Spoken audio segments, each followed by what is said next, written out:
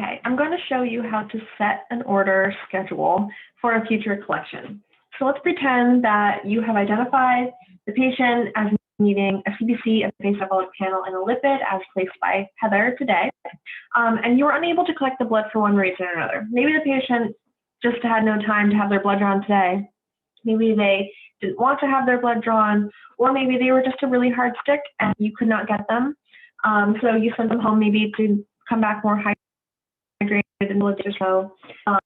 So let's pretend that you weren't able to blood. What we're going to do is we're going to save this order for a future collection so that we don't need to re-order it in the future. After a day or so, encounters lock. So if you look over here in the patient history sort of window, there are older encounters that have little locks next to them. And what happens after a couple of days is the encounter will lock, and any orders that are associated with that encounter that's locked will also lock.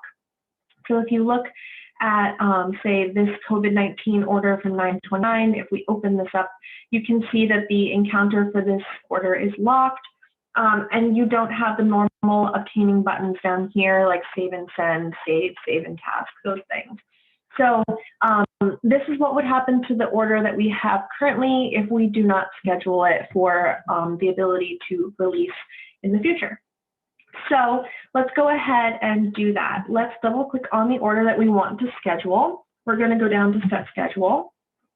And my screen isn't ultra wide, so I have my formatting a little bit funky right now. I have the screen kind of minimized to one area. So my order module, the schedule module sort of went off into the side here. So I'm just going to drag it over. And I'm going to hit check all. You could check all these tests individually, but check all is faster. As you can see, it defaulted to reoccurring orders, so we're going to want to change that to future. This will automatically make the order expire 6 months from today, so we're not going to change anything here. And you can hit accept. So now what we've done is we have set a schedule, and you have the option of tasking it to lab staff, or you can task it to your provider if you want to and just let them know, or you can tell them in person, or you can just hit save over here. I would definitely let your provider know if you were not able to get the blood work, just so they're not expecting it.